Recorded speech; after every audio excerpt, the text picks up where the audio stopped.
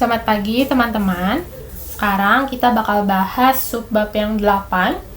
Langsung aja aku buka untuk 8.1-nya. Nah, di 8.1 ini kita bakal bahas Introduction to Content Packs, Security, and Groups. Nah, jadi Power BI itu kan memungkinkan kita untuk share report sama dashboard kita ke rekan atau teman kita di satu waktu yang sama. Nah, di sini di subbab 8 ini kita bakal bahas gimana caranya publish reports, terus print dan export reports, gimana caranya bikin apps, lalu integrasikan dengan OneDrive, dan yang terakhir itu adalah publish to web. Nah, di sini ada dalam bentuk gambar-gambarnya. Nah, untuk yang share and collaborate with colleagues in Power BI, jadi Power BI itu menawarkan beberapa cara untuk sharing sama kolaborasi pada dashboard, report, dan data dengan rekan kita. Nah, beberapa caranya itu yang pertama, misalkan kita mau publish report kita dari Power BI Desktop ke Power BI Service. Lalu yang kedua ada juga kita bisa bikin apps. Jadi apps-nya itu kayak semacam dikumpulin, jadi dashboard, report, sama datasetnya itu dibikin jadi satu, terus bisa kita kirimkan ke rekan kita yang akan memakai content pack-nya itu sebagai starting point, dan nanti apps-nya itu bisa dikembangin lebih lanjut sama rekan kita. Jadi kalau misalkan tadi kita kan cuma publish report, kalau yang apps-nya ini tuh dia benar-benar dijadiin satu, dashboard, report, sama dataset jadi satu kesatuan gitu. Lalu selanjutnya kita juga bisa bikin grup, jadi kita bisa menggunakannya sebagai security model untuk mengidentifikasi siapa aja sih pengguna-pengguna atau user yang mempunyai akses ke dashboard, report, sama dataset yang udah kita buat. Dan yang terakhir, kita bisa juga publish ke web, jadi nanti live reports-nya itu bisa di-embed atau bisa disisipin di web page. Nah, selanjutnya aku bakal bahas yang 8.2. Untuk 8.2 ini kita akan bahas publish Power BI Desktop Reports. Nah, ini tuh sebenarnya udah pernah dijelasin juga sebelumnya, yang pas kita coba publish ke Power BI Service. Tapi karena di modulnya ini ada lagi, ya nggak apa-apa, kita cobain aja. Nah, jadi ceritanya kita ini udah selesai bikin report, terus kita mau publish ke Power BI Service. Nah, itu caranya gampang. Kita tinggal pilih aja tombol publish yang ada di tab menu home ini. Nah, nanti Power BI itu akan bantu satuin report sama data kita, termasuk visualisasinya, queries-nya, custom measures, dan nanti bakal di-upload ke Power BI Service. Nah, perlu diketahui di sini ada keterangannya kalau file yang kita buat di Power BI Desktop itu, nanti filenya itu ekstensinya atau formatnya itu adalah .pbix atau .pbix. Nah, itu tuh adalah ekstensi yang diberikan di Microsoft Windows. Nah, kalau misalkan uploadnya udah kelar, nanti bakal ada dialog box yang muncul dan nginformasiin kita kalau proses publishnya itu udah selesai, dan nanti akan dikasih link yang mengarahkan kita ke report yang ada di Power BI Service. Nah, sekarang kita sekalian coba aja prakteknya sekalian. Nah, di sini aku bakal pakai file yang kemarin, yang SWE 4.7, tapi aku copy dulu. Nah, untuk file ini sebenarnya bebas, kalian mau pakai yang mana aja. Tapi kalau aku bakal pakai yang SWE 4.7, karena ini aku cuman contohin aja. Tapi aku copy dulu. Nah, kalau misalkan udah di copy, aku buka filenya. Nah, sekarang kita bakal coba publish ke Power BI Service.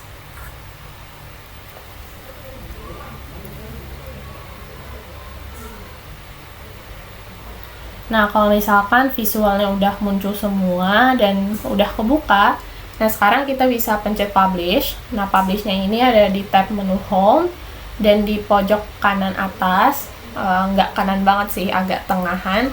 Kita klik publish. Nah, pastikan kita udah sign in, jadi nanti kita nggak bakal disuruh sign in lagi. Nah, kalau misalkan ditanya destination-nya mau kemana, kita pilih aja yang My Workspace, terus kita select.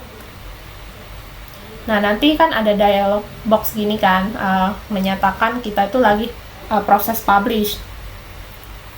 Nah, ini udah ada tandanya nih, centang, terus ada tulisan sukses, berarti kita udah selesai proses publish-nya. Nah, di sini ada link-nya kan, yang ngarahin kita ke Power BI Service. Kita klik aja.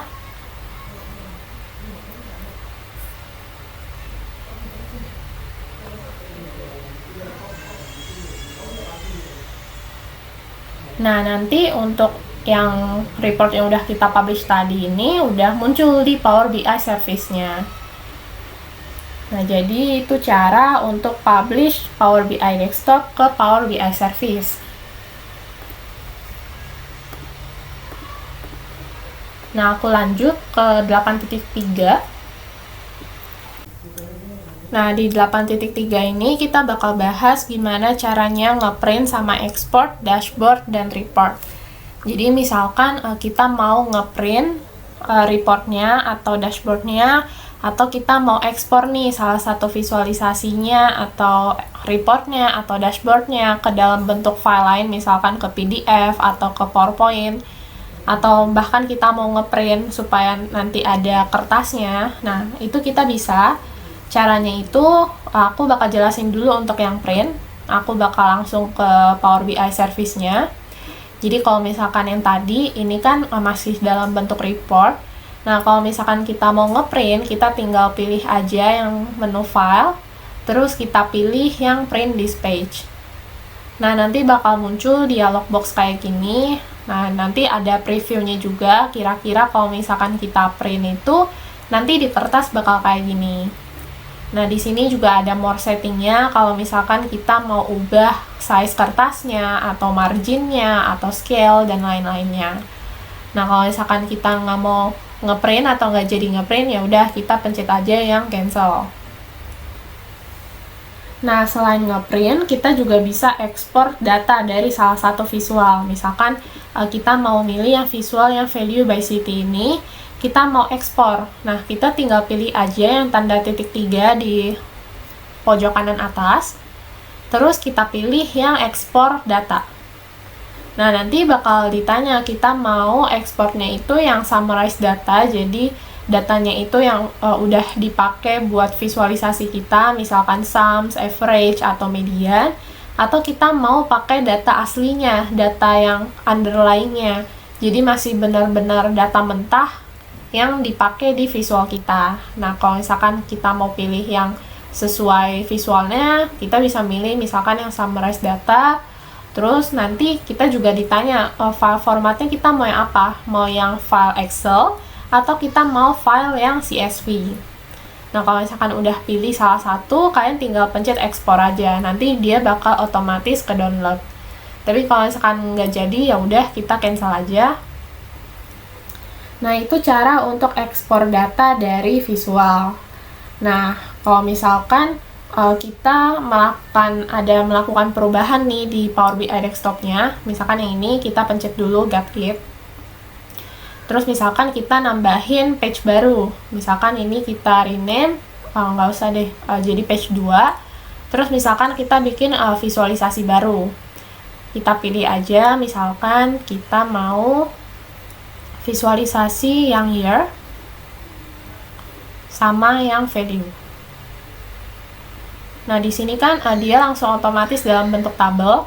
Kita nggak usah ganti aja, ini biar ketara aja perubahannya. Nah, jadi karena tadi kita kan udah publish ya ke Power BI Service. Nah, kalau misalkan kita ada melakukan perubahan di Power BI Desktop, terus kita mau yang di Power BI Service-nya itu juga berubah, berarti kita harus publish lagi dengan manual. Jadi istilahnya itu republish. Nah, caranya gimana? Kita tinggal pencet aja publish lagi. Nah, nanti kan Power BI Desktop-nya itu muncul dialog box, dia nanyain apakah kita ingin save perubahannya. Nah, kita save aja. Nah, kita juga sama pilihnya My Workspace. Nah, nanti bakal ditanyakan, kita itu ternyata udah punya nih dataset yang namanya itu SWM 4.7 di Power BI. Nah, kalau misalkan kita kan tadi udah melakukan perubahan, nah ditanya nih, kita mau nge-replace nggak datasetnya. Karena kalau misalkan kita nge-replace, nanti yang di Power BI service-nya itu juga akan berubah. Nah, karena kita emang mau merubah sengaja, nah kita pencet aja yang replace. Nah, nanti ada proses publishing-nya. Nah, udah sukses. Kalau misalkan udah sukses, kita coba buka. Nah, jadi yang baru ini sekarang udah ada nih, yang udah kita bikin tadi, reportnya udah kelihatan ada 2 halaman.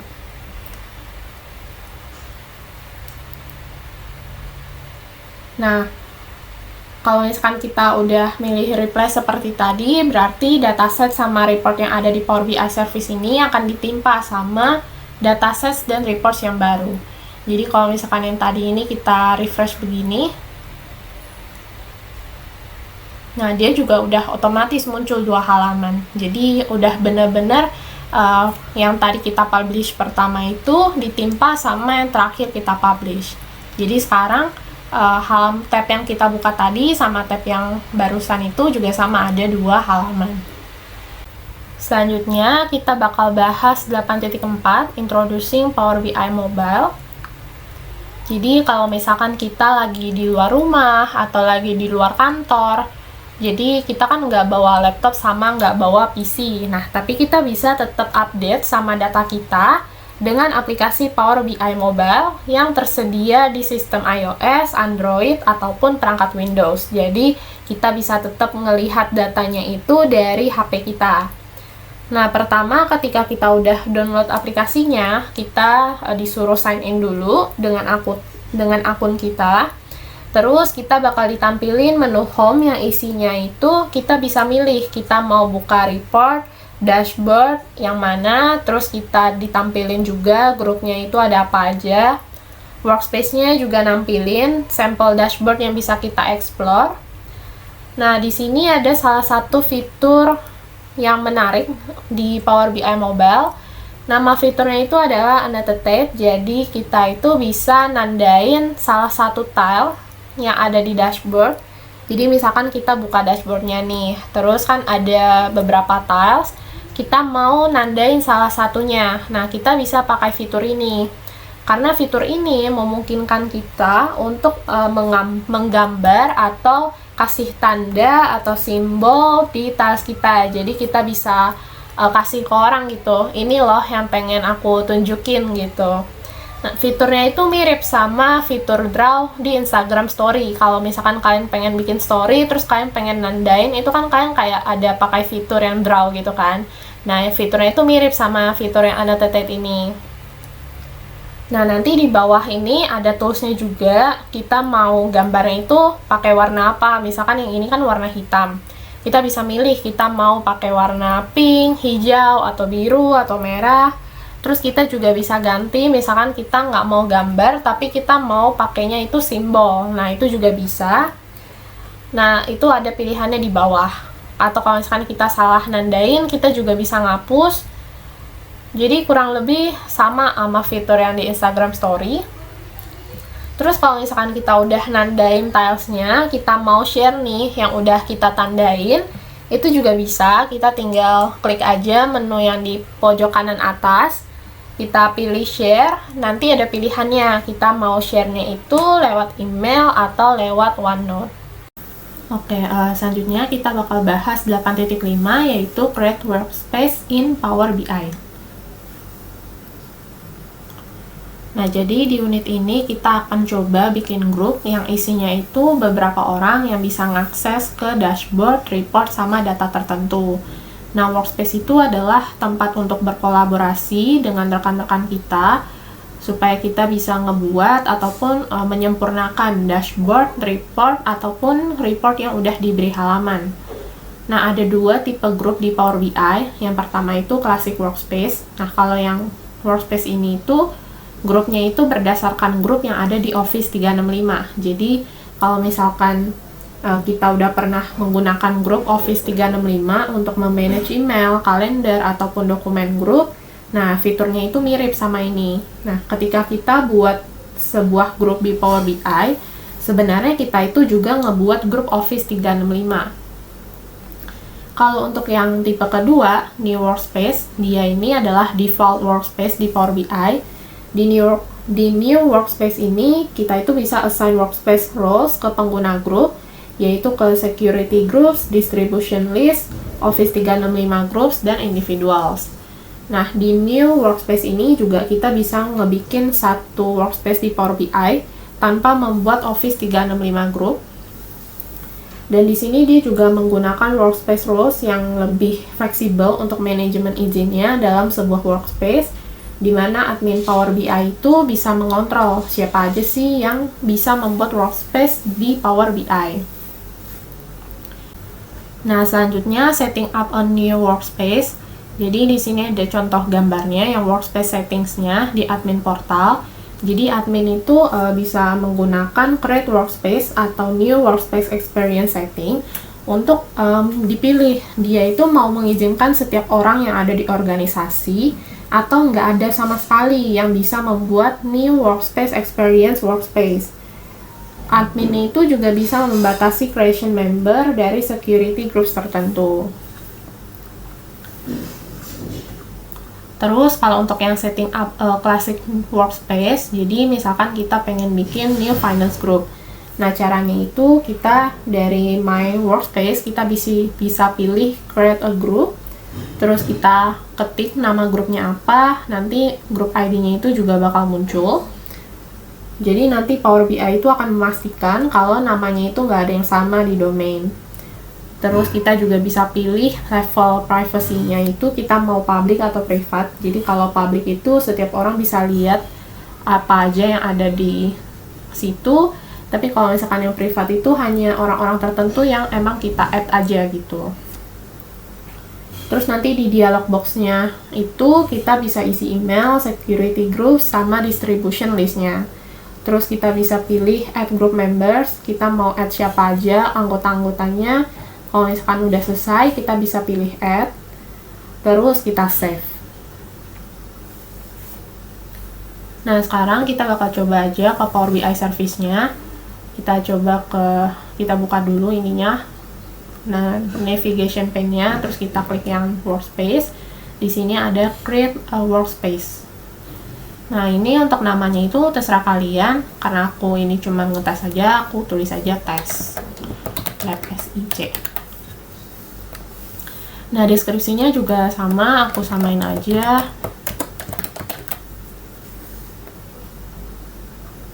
Untuk ininya sih nggak usah diubah.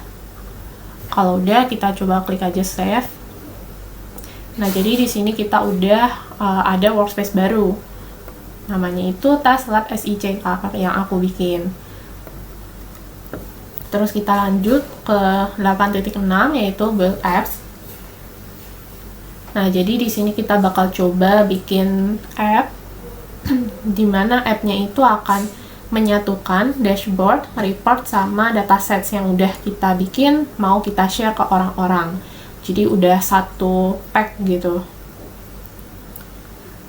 Nah, pertama itu caranya dari My Workspace, kita pilih dulu dashboard sama report mana yang mau kita masukin ke dalam app-nya. Kalau misalkan kita udah pilih, kita klik tombol publish app-nya di sini. Nah, nanti itu bakal publish app-nya. Terus di setup-nya itu kita bakal ditanyain dulu kita mau kasih nama app-nya itu apa, deskripsinya apa. Jadi biar orang itu tahu, oh isi app-nya itu berisikan data-data apa. Terus kita juga bisa pilih tema color-nya apa. Terus kita juga bisa pilih app-nya itu mau didistribusikan ke orang tertentu atau langsung ke semua orang yang ada di grup. Nanti di bawah juga kita bisa upload gambar buat app-nya. Nah, kalau misalkan udah dipublish, nanti app-nya itu nanti akan muncul di konten galeri organisasi. Nah, kita coba bikin aja, karena ini udah kita bikin workspace-nya. Sekarang kita coba bikin create app-nya. Nah, di sini kan itu kita belum ada isinya. Nah, kalau misalkan kita mau coba bikin app-nya, berarti kita add kontennya dulu. Untuk yang ini, pilih aja yang file. Aku pilih yang local file. Untuk filenya terserah kalian mau masukin yang mana. Aku coba masukin aja yang SWE 4.7.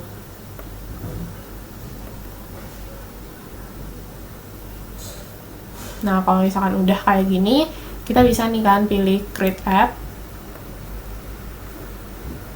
Nah, ini untuk nama app-nya aku juga samain aja, tes lab SIC. Deskripsinya karena juga harus wajib, aku samain aja. Nah, di sini kalau misalkan kalian mau pilih gambar juga bisa. Ini aku pilih colornya, aku pilih aja yang biru muda.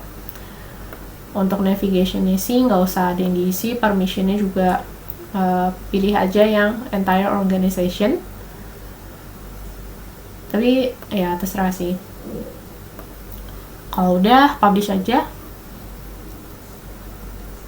Nah, di sini dibilang kalau misalkan kita app-nya itu kayak banyak isinya yang filenya cukup gede. Nah, kontennya itu bakal ada dalam waktu 5-10 menit karena waktu prosesnya itu lebih lama. Nah, kita pencet aja publish. Nah, di sini karena aku cuman masukin yang SWE 4.7 itu kan ukurannya nggak begitu gede. Jadi cepat. Nah, di sini ada linknya. Kalau misalkan bisa copy, kalian coba aja buka di new tab, kelihatan kok app-nya.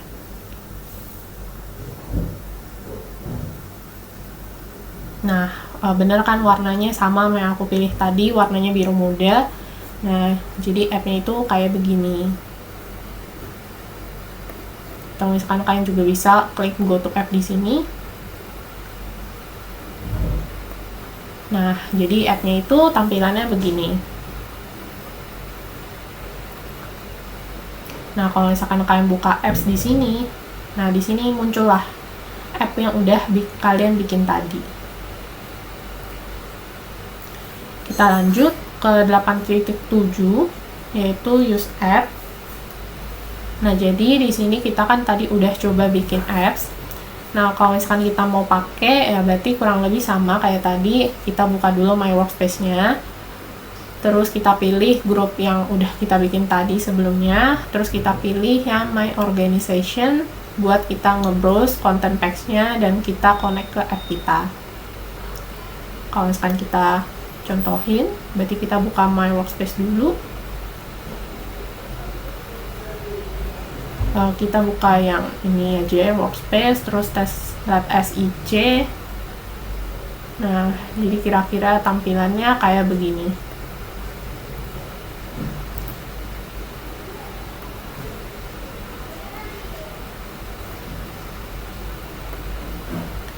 Nah, nanti Power BI itu bakal ngimpor dashboard, report, sama dataset yang ada di app-nya itu. Nah, ketika kita milih datasetnya, Power BI itu akan nanya ini, apakah kita ingin personalize app-nya itu. Kalau misalkan kita mau personalize, kita bisa create a copy dari app-nya itu, jadi kita bisa copy, terus kita bisa bikin perubahan yang kita mau sama app-nya itu. Tapi perubahannya itu nggak bakal ngaruh sama app yang aslinya. Nah, kalau misalkan kita bikin kopinya, kita juga nggak akan menerima update otomatis, update yang dari app aslinya. Kalau misalkan kita bikin copy, terus si app kreatornya itu bikin update atau perubahan, nah kita itu nggak akan menerima perubahannya secara otomatis.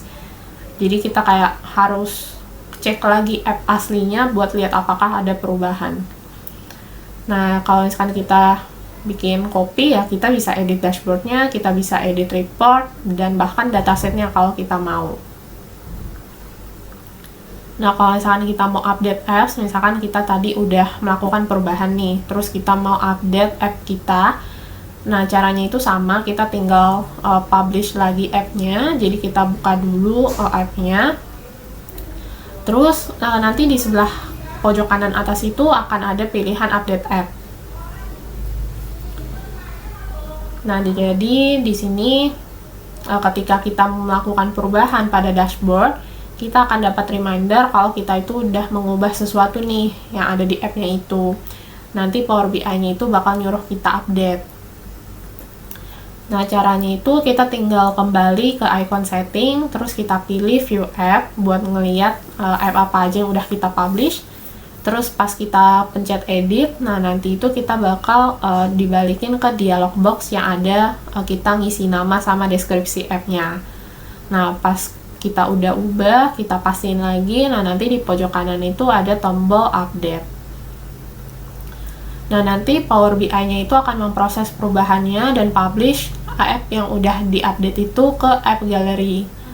Nah, jadi setiap orang yang punya koneksi ke app kita bakal dapat pesan atau message kalau app-nya itu sudah diubah, dan mereka akan punya pilihan untuk menerima perubahannya itu atau tetap sama versi lamanya itu. Jadi kita sebagai app owner-nya itu kita bisa memanage version apa yang dipakai sama rekan kita. Kita lanjut ke yang 8.8, yaitu Integrate OneDrive for Business with Power BI.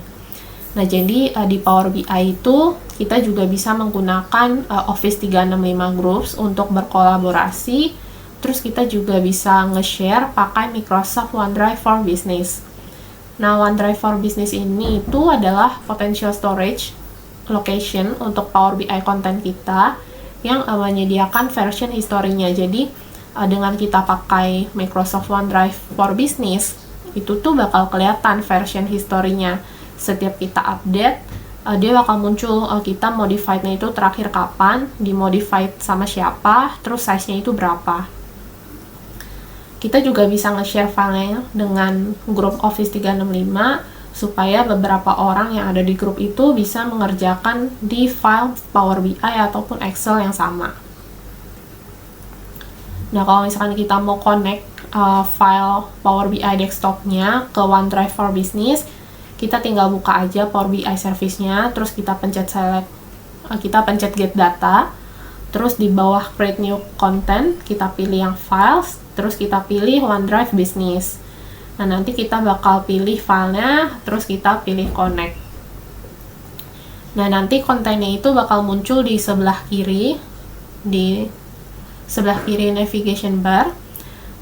Terus perubahan filenya yang ada di OneDrive for Business itu akan secara otomatis ada di Power BI-nya itu, dan akan merekam juga version historinya tiap kali kita melakukan perubahan. Jadi kalau misalkan kita dari home, kita mau connect ke data, kita klik yang get data, terus kita pencet yang files, kita get, terus ini kan ada nih pilihan OneDrive Business. Nah, kalau misalkan nanti ada filenya, kita bisa pilih dari situ. Lalu yang terakhir 8.9 yaitu publish to web. Nah, di sini tuh selain tadi kita udah coba ngeprint ataupun ekspor ataupun integrate dengan OneDrive for Business, nah yang terakhir kita juga bisa publish ke web. Nah, jadi kita itu di sini bakal nge-share Power BI report-nya itu ke satu web page ataupun kita nge-share lewat email. Nah, fitur ini tuh sering disebut dengan publish to web. Caranya gimana? Caranya di Power BI Service kita pilih aja reportnya yang mau kita share. Terus kita pilih menu filenya, kita pilih yang publish to web. Nanti bakal muncul dialog box kayak gini. Nah, nanti kita pilih yang create embed code-nya. Terus ketika kita pilih, Power BI-nya juga bakal munculin lagi kotak dialog box-nya yang menyatakan kalau kita itu akan nge-share data kita dengan setiap orang yang ada di internet. Nah, terus kita bakal verifikasi kalau misalkan sharing secara publik itu diterima. Nah, Power BI itu akan menyediakan kita dengan dua link yang ada di dialog box-nya. Yang pertama, linknya itu bisa kita share di dalam email, jadi nanti reportnya itu tampilnya itu sebagai web page atau halaman web biasa atau link biasa lah istilahnya. Kalau satu lagi, linknya itu berupa HTML code, jadi linknya ini tuh bisa kita embed di satu web page, jadi istilahnya itu kayak disisipin jadi satu konten gitu. Kalau untuk yang HTML linknya itu kita bisa milih dari size-nya itu mau berapa, dan kita juga bisa modify iframe code-nya dan kita customize size-nya. Nah, kita bisa tinggal copy aja email linknya, terus kita paste di browser, dan nanti kita bakal lihat, oh ternyata tampilan di webpage itu kira-kira kayak begini. Nah, ini contoh gambarnya yang menggambarkan publish to webpage. Pas linknya itu di copy, terus di paste di browser. Terus kita juga bisa embed yang link HTML-nya itu ke dalam post blog, website, ataupun ke Sway. Nah, kalau misalkan kita pengen hapus satu embed code-nya yang udah kita bikin, Power BI juga bisa. Caranya itu kita tinggal pilih aja simbol yang ada di pojok kanan, terus kita pilih yang manage embed code-nya.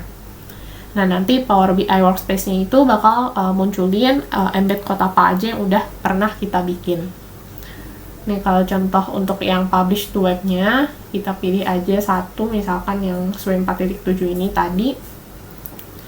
Terus kita pilih yang file, lalu yang embed report-nya kita pilih yang publish to web. Nah, terus kita klik OK.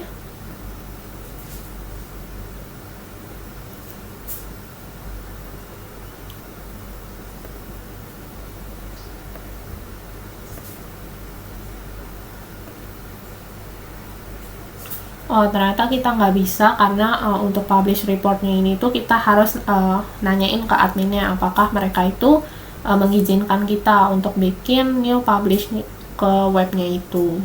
Jadi mungkin karena kita nggak diizinin buat nge-share ke web, jadi kita nggak bisa. Tapi caranya ya kurang lebih mirip sama yang ada di Sway tadi. Sekian untuk materi 8, subbab 8 ini. Kalau misalkan ada yang bingung, bisa ditanyain lewat chat ke aku ataupun ke Ciela. Makasih semuanya.